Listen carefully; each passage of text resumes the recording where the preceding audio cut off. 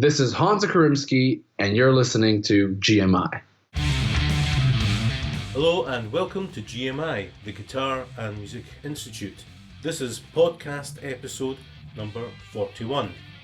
Today I'm going to be speaking with an up-and-coming guitarist named Honza Kourimsky, and the subject we'll be talking about is musicians dealing with lockdown, and specifically younger musicians, people who are just moving into the world of work from perhaps a long period of practicing and working in amateur or semi-pro outfits to people who have come in out of university. Honza is one of those musicians, and he's got numerous things to tell us about in terms of his work. He's got a blossoming career, and he really is an incredible young guitar player. And I think you'll be interested in what he has to say, and it's especially pertinent about how young people feel when we deal with these extraordinary times that we're living in. If you have wondered about what's going to happen to music, if you're a musician yourself, and live performance, perhaps Honza has some thoughts he can shine a light on. If this is the first time listening to this podcast, my name is Ged Brockie. I run the website and business GMI, which is the Guitar Music Institute. We have a website that is the GMI Guitar Shop, which can be found at www.gmiguitarshop.com. Lots of free things for guitarists. So hopefully I'll see you there. If not, enjoy the show, and please look at the other shows that are on episode number 41. There are so many episodes there with great content from people from all over the world, all walks of life. Coming up now is Honza Kourimsky dealing with lockdown. Honza, it's fantastic to have you on the show. How are you? Thank you. Thank you for having me. I am great. I woke up early today, already did a workout, so I'm feeling healthy. Oh, right. Workout. I'm not feeling so healthy suddenly. What's that? A workout? Oh, you're talking about guitar? No, you're not. Anyway, I want, as the people know, this show, it's been a while since I've done a podcast, and one of the big things that drew me to asking you about coming on the show was you're a young musician who's really making his mark in the world, but we've got lockdown, and that's what this podcast is all about, lockdown.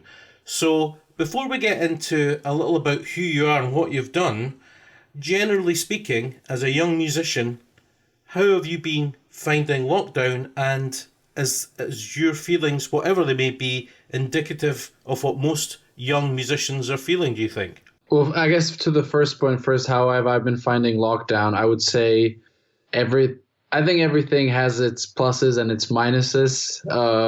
In terms of work, in terms of what you can focus on. I know for me personally, the lockdown has been an opportunity to work on things that I don't usually have time to work on, usually time-consuming things, or things that are perhaps not a primary focus musically. But I would say, obviously the biggest downside, again, for me, because I focus mostly on performance, is you have all this time to do all these side projects, but none of them are financially beneficial and perhaps pushing forward your career in the direction that you want to go. And then to the second point, if I say that if it kind of represents what most young musicians are going through, I think people who are focusing on performance like I am are probably going through similar things. And I know loads of my friends have really expanded their teaching variety that they offer. They've done all kinds of things online. They're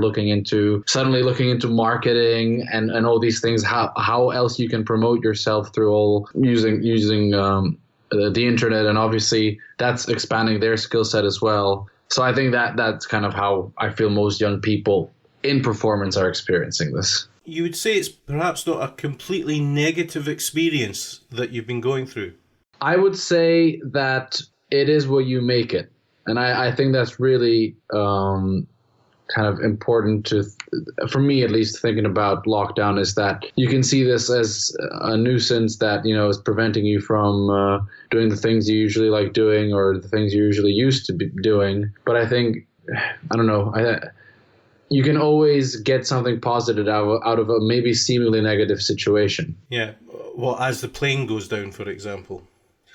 Um, at least you get a good view out the window. Yeah, just about that whole working on different aspects. Have you therefore had to rethink some of the things that you did before in terms of your practice and your study and your composition? Have new work opportunities come about through lockdown? Definitely new opportunities. I would say even opportunities that I didn't see myself doing, and now I found an interest in them. As I said again, it's like a chance to explore new directions. But I wouldn't say in terms of like the actual practice, I wouldn't say a lot has changed. I actually think if we're talking really in terms of like, for example, guitar work, I would actually say that I'm even more diligent with practice now, because you have all this time and you feel like, oh, I don't have an excuse to not do that exercise now. So actually that is a change, actually, I would say a positive change. Yeah. You told me when we were discussing this podcast that you've just finished writing a musical and you've been approached about writing another one. Yeah. So I, as you can, well, nobody can see, but you can see, I've got a theater hoodie on. I have created actually quite a good amount of theater contacts whilst I was at university. And some of these guys are still pursuing their sort of dreams of making theater happen in different capacities now that they're, working full time. And that's kind of yielded a lot of opportunities for me to be asked to work. Now, sometimes these are favors for favors. Sometimes they're, they reap some financial benefits as well. But I get asked to do musicals. I'd say every year I do at least 2 or 3. It's funny because I'm not a huge fan of musicals, actually, but they're great compositional challenges. And they definitely push you out of your comfort zone. People were probably sitting there wondering where you come from, and I would assume that a lot of people out there listening around the world are going to think you're from America. Yeah. That isn't the case, is it? And why do you have an American accent when you tell them all where you actually come from and where you've been brought up? So it's a mishmash there. So I'm from Czech Republic. I was born in Czech Republic, and I lived there with my family. My family lived there for 8 years, and then my dad got an offer to move out and travel through Europe with his job. He worked for a pharmaceutical company. And then we traveled through, we lived in the Balkans for some time, then we lived in Germany for some time. And the reason I have an American accent is because all this time I was going to international schools, being exposed to, I for some reason, like most international kids that you meet going to international schools have this accent. I wouldn't say it's like a per se American accent, but definitely strongly Americanized accent. And can you speak in Czech and in German, Honza? So my parents always pushed us to pick up all the languages in where we lived. So I can speak a limited amount of Serbian and German. And I can speak Czech, of course, because it's my mother tongue. I'm trying to hold on to that, and English. It's strange, actually, because English is like my work language, but Czech is my native tongue. So if you were to, ask me what I think of, the UK foreign policy, I would be comfortable speaking about that in English, because it's like these professional terms that I use only in English. But if you were to ask me about like these really specific, like what kind of a tree is that? I don't know the words for that in English, but I know them in Czech because I just listened to them when I was young. So that's very interesting, because now your life's wholly and completely encompassed by the language of music, and you've made your base here in Edinburgh in Scotland. You left university a few years ago. Can you maybe let the listeners know how many people want to be musicians, and it's a really big dream, but for most people it just remains a dream. How have you gone about actually getting to the point of building things up and the opportunities you've got? And how long do you think this lockdown is going to mean that you've got to wait to really pick up the ball and start running with it again? Yeah, so to that first point is, how do you, I guess, turn it from a dream into something more than that? I think I think I would imagine that most people's goals, mine for sure, is you dream of something really big in music, like to become one of the, I don't know, greatest guitar players ever have lived or something like that. And okay, so you sit down, you start practicing, and you realize, oh, the instruments, it's kind of hard. And then you go out, you start gigging, you're like, oh, I get nervous. It's even harder to play. And then you don't get any of the gigs because you don't know the right people. Oh, it's getting even harder. And I would say it's these little steps that chip away at the motivation to achieve this goal. And I think that's what separates. And I think there's nothing wrong with that. That when some people decide, what, this is not worth it. I like making music, but I don't want to go through all these like chipping steps. They are kind of demoralizing, which I would say they are.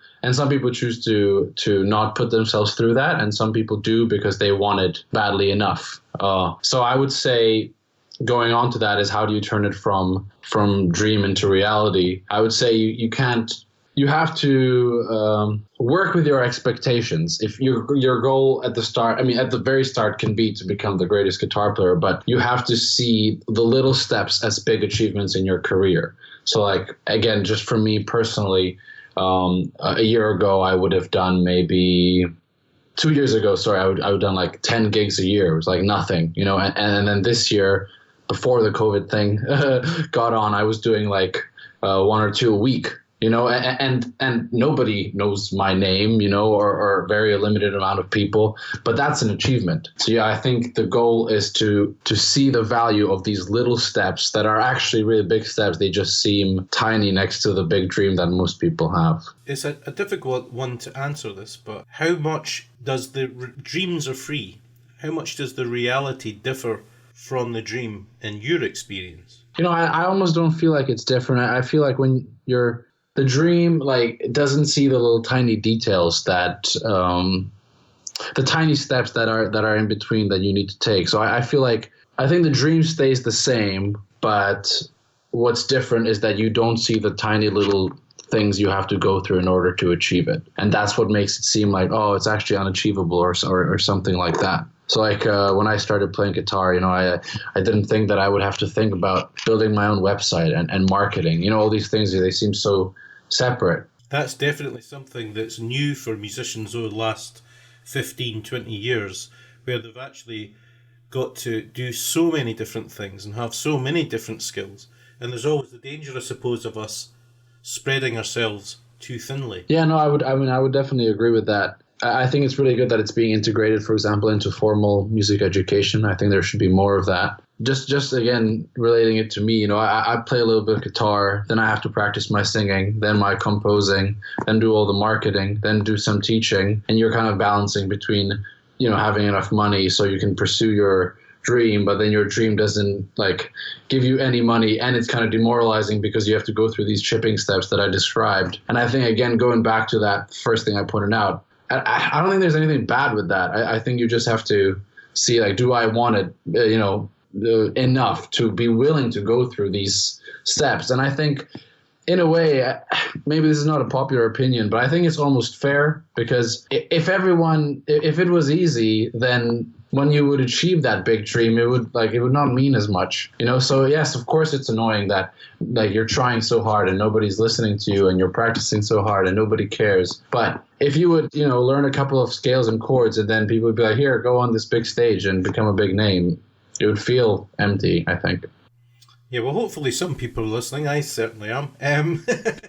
Let's look at the positive side of things, because, as you said, you left a 4-year university course with a good degree. You've started working in various places. So can you maybe tell the listeners about the different bands, the different ways you've got of earning money through music, whether that's teaching or through, all the various streams of activity, and there are many.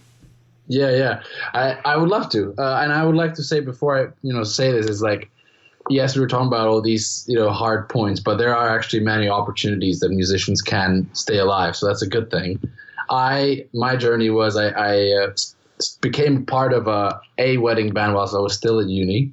So that was my first introduction to earning money with music, was playing at functions and everything. And then started my own band in the final year because I thought might be beneficial to have something already going before I leave uni, so that I'm not starting from scratch after I leave, which I really think was a good decision. Then after, in my first year out of uni, I started another band, which is so the first one that I started in uni is a funk band. It's like a psychedelic funk rock band. 9 people. It's quite big. It's exhausting to run. How on earth do you manage to get everyone together? Yeah, it takes a lot of managing and a lot of calling and texting, but and a big stage. Yeah. And then the other band is like a progressive rock band. It's a 4-piece. It's just instrumental. And then I'm starting my own wedding. Well, I was starting my own wedding band until lockdown thing hit. And then I'm in that other wedding band that I mentioned. And then I also teach at a music school here. And then I do those occasional projects that you mentioned at the start, like writing a musical and such things. Now, you have also the whole composition thing, Honza, you're also very much interested in writing for film, and indeed a glutton for punishment that you're actually at Edinburgh University now doing an MSc in composition. Yeah. So I felt in all the time doing 4 years of performance on my undergraduate level, I just didn't feel like I had the opportunity to pursue composition. And if there's one type of composition that I really would want to know more about, and I would not say necessarily pursue professionally, is film composition. I think it's fantastic, and I think you realize even more how much music is about telling a story and about telling people's stories and relatable stories. And I would say it really sinks much deeper than into also, like, for example, improvising. Improvising, I mean, we've discussed this a while ago, you and I together. It's like it's composing on the spot. It's like quick composing, and it needs to tell a story. And film music really hammers on that. Just going back a step, you have all these bands now. You are the person who actually instigated the bands, and you're the front man, and you run the band. Yeah, that must be quite stressful and take up a lot of time, and probably a role that is neither thanked very much or indeed given much credence, but it must be huge. Yeah, so with both bands, I put them together. I write all the music. I book all the gigs. I book all the practices, and I do all the online marketing for it. How long will that take? Once we're out of lockdown again and you're going full pelt, how much of a week would that take for both bands? I'm a big believer in timetables and schedules. So most times the band has one rehearsal a week for 2 hours. That's a top and tail stuff. What do you mean? Just intros, endings, and make sure that the songs you already have under your... We extend it when we're writing new music. And then the 2 hours is, when we do the 2 hour ones, is usually just focused on the performance aspect of the band. So like you said, like practicing first tune, like how do we get on, how do we make a powerful entrance, stuff like that. Or we practice transitions. That's something that I've really picked up playing functions, is how to make the set flow. You can't just be like, okay, we finished the song. What's the key of this next one? What's the tempo? No, and you want sometimes to even like mix the songs together, stuff like that. We practice those things. Once you get them on the dance floor, try and keep them there. Yeah, exactly. I mean, especially with that funk band that I mentioned, we play. We're quite lucky. We've gotten some residencies at like dance venues, and we're responsible for 3 hours of entertainment there.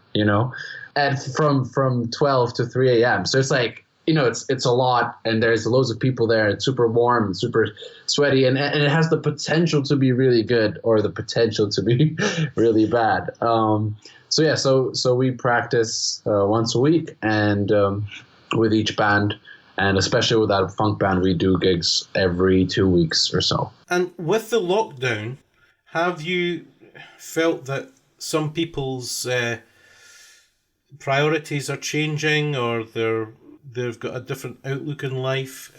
Do you expect everything just to fall back into place when this lockdown ends? And how long do you think it's going to be before people are allowed en masse into tight, small areas? Well, to that first point, I think that's a really, really good question. I think people's priorities have definitely changed. Random example, I've got a friend of mine who plays with me in one of the bands, and he has completely sort of dropped music and now spends all his time repairing cars, and I personally, because I manage all these bands all the time, so I'm in communication with people all the time. I have really, really enjoyed putting my phone down and not having to message people all the time. And again, realizing that perhaps I don't really need that in my life, and realizing that I actually feel quite good without it. So I think even personally, it's led me to some reevaluations about what's important and what I want. And I would expect loads of people are going through that.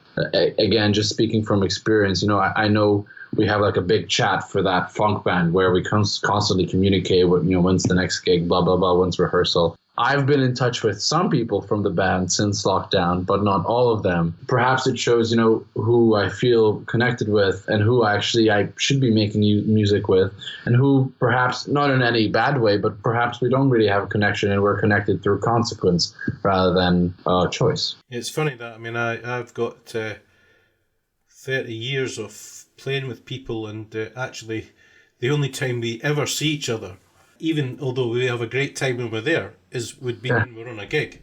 Yeah. We would never ever see each other outside of that forum, which is kind of weird. And also, sorry, just to, I found it really interesting that the opposite way, some people I don't really chat to, and since lockdown started, I feel like a strong desire to reach out to.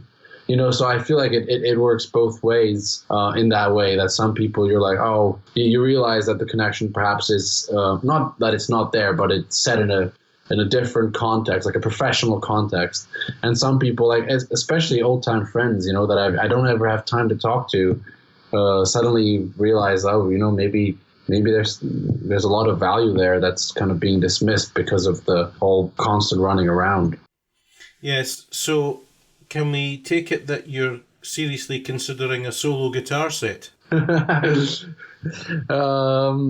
Not exactly. I don't think I'm thinking about dismissing the bands or anything, but I think I do see a little clearer what I probably want to do. And just because, again, this is maybe going to sound self-indulgent, but just because I manage all these bands and run them all the time, I actually realize that I'm not giving enough time to focus on myself.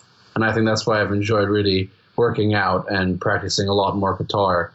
Because, maybe sitting in my room practicing 4 hours a day, is not going to get me anywhere professionally. But I started out wanting to understand this object better and feel connected to it. And in all my rush to get all the gigs and get my professional life started, I think I've lost connection with that a little bit. So, Honza, do you think you'll just go back to the way it was whenever that is? Eventually get back to normal, because I don't think that's coming back anytime soon, by the way. Yeah, no, I agree with you, and that was actually your question earlier. I forgot to answer. Sorry, I think it's going to take a while before things start up, and it'll definitely start up sort of slowly. It's not like we're going to jump in and go straight back into gigging all the time. We might be able to rehearse but not gig. And then what do? If we can all meet in one room and practice, but there's nothing we're practicing for, it seems kind of pointless. But to be honest, to the other point, I've not even given any thought if I will go back to everything normal or not. But I think I do want to make more time for physical health, keeping in touch more with my family, actually, because obviously I live abroad away from them. That's something that I want more of now. A good friend of mine who's an amazing guitarist and has actually been on this podcast, one of the first interviews, his name's Nigel Clark. I was just having a chat with Nigel. Nigel was saying that he thinks that the musicians will be the first ones out of work, and they'll be the very last ones to get back into work. And mainstay of his income is by, although it sounds glamorous, a lot of sitting around in airport lounges, but he's going around the world playing. That's all going to change. So it will be very interesting to see how things develop long term for musicians. But one area that I wanted to bring up, and although I wanted to hear your thoughts on lockdown, was the fact you were talking about earning a living, and almost there's this idea of earning a passive income, although most of us know there's no such thing. I think the listeners should know that I have approached you because I've known you for about 6 or so years. I have approached you to start writing for GMI, and it's in an area that needs addressed, and one that needs an authentic sound and a young, dynamic, fantastic musician, and you happen to be that man. Can you tell the listeners about what you're actually working on just now for GMI as an author? Yeah, I would love to. I'm very excited about it, honestly. It's, to put it simply, it's just a short course that is going to help people understand the technique of tapping, which is commonly used in progressive rock, metal, and sort of genres like that. And the whole idea is to demystify this technique and make it approachable and simple to use when improvising and when composing. What do you think you're going to offer, Honza, that isn't already out there? Well, I think, a lot of the time, or at least my biggest issue when I was learning tapping was that it's often presented as this like really amazing but a separate skill to guitar that you need to learn and you need to understand, and then if you do that, it's you're going to be like a completely different player. And I think what I'm trying to offer through this course is to show that it can be really easily locked in with what you already know. You don't have to, it's not like you play your scales, then you put the guitar down, have to grab another one, and now you're only doing tapping. What you have to learn that this is an ornament, or at least I think, is that this is an ornamentational technique that can be implemented in all kinds of ways and used in all kinds of styles. And that's another thing that I really hope this course will show, is that like I want to talk about how you can integrate tapping into, like metal and rock and all that stuff, but sometimes it can be used in country. Like I love playing jazz, and I use it fairly loosely, but sometimes in jazz as well. And that's another thing that I want this course to focus on, that this is an ornamentational technique, simple, beautiful, and versatile. You're not only creating videos, but you're going to be creating a book for it as well, aren't you? Yeah. So another thing that kind of touches on both of the questions you asked is that I think a lot of the time tapping is, it's done on video and it looks lightning fast and looks super cool, but people don't really have time to analyze what's actually going on. And perhaps maybe even they learn the physical sensation of it, but they don't understand why what they're playing works in the context that they're playing it in. So that's why we're developing this book, or that's why I'm developing this book, is I want to put it all in notation, in tap, and then also in a diagram where, just like the fret diagram where you see where your fingers are moving. So you can understand it on different levels. And perhaps if you don't use sheet music, that's fine. Those two other diagrams are there. Or perhaps you only use sheet music. But the idea is that you are understanding it from a theoretical, you have the potential to understand it from a theoretical, physical, and observational point of view. That's what really got me excited about this project in terms of GMI. I'm writing for GMI.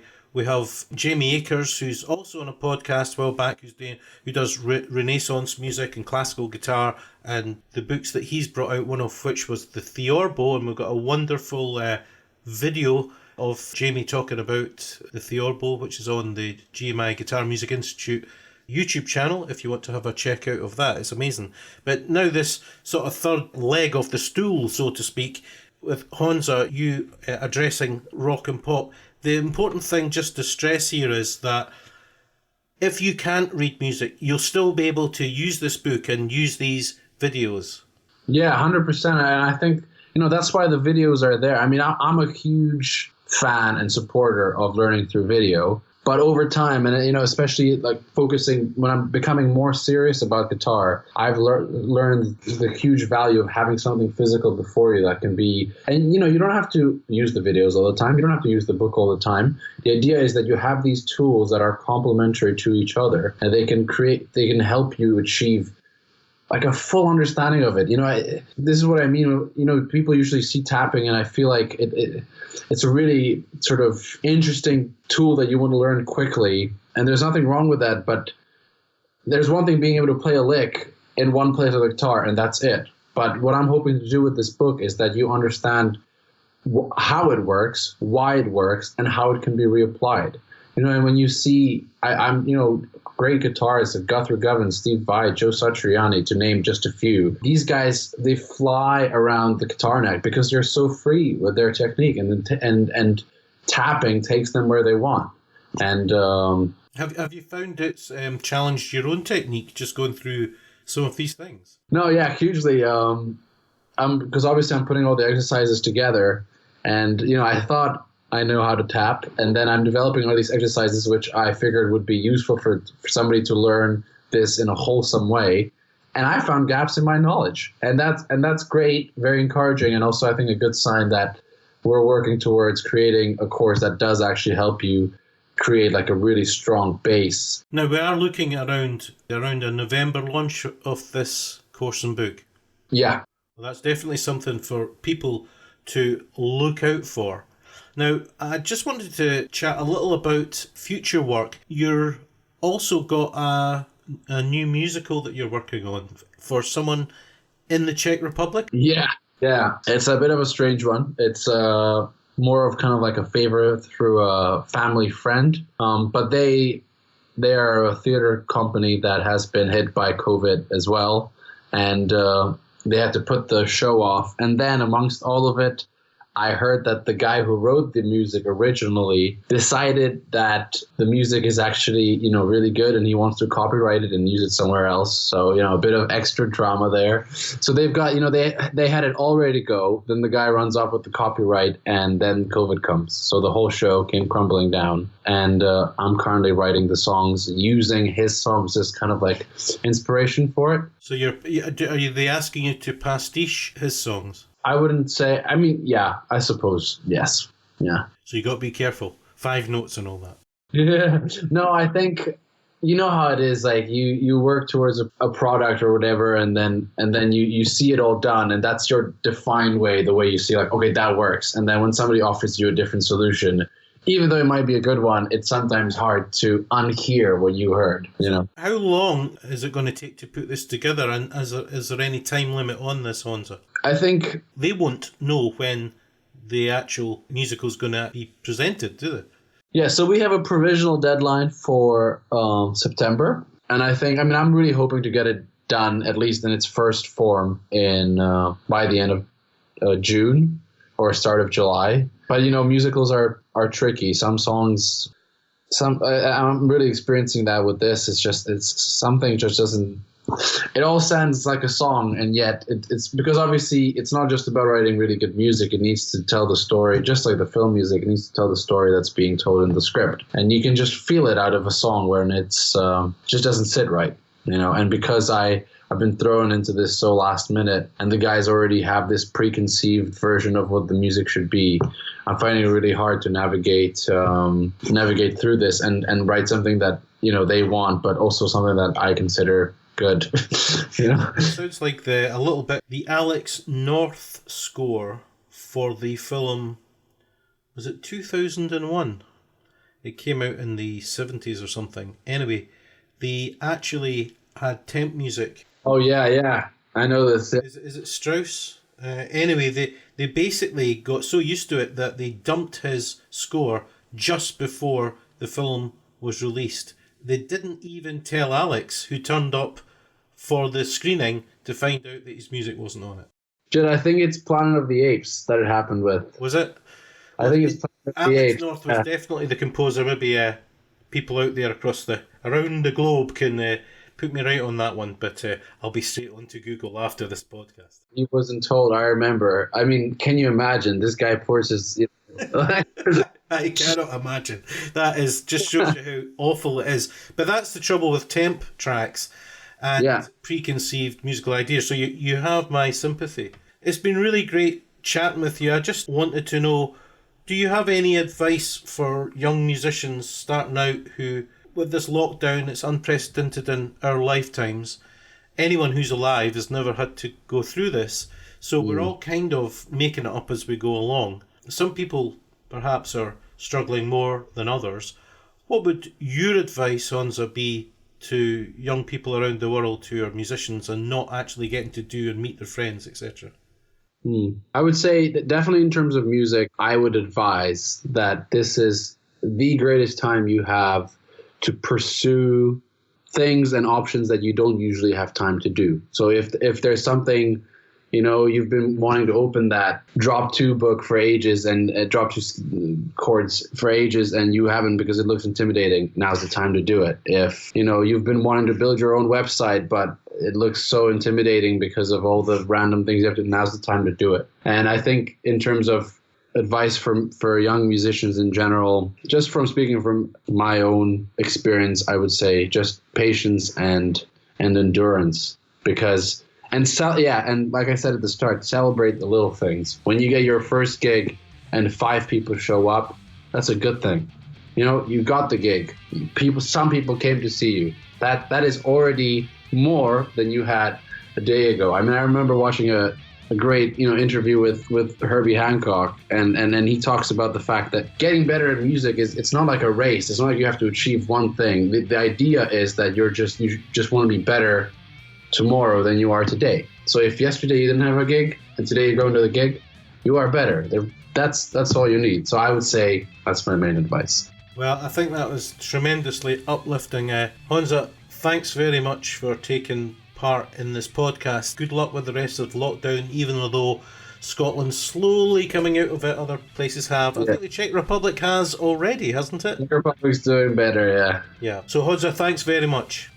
Well, that's the end of another show, and it's just such an extraordinary time, as I said at the beginning.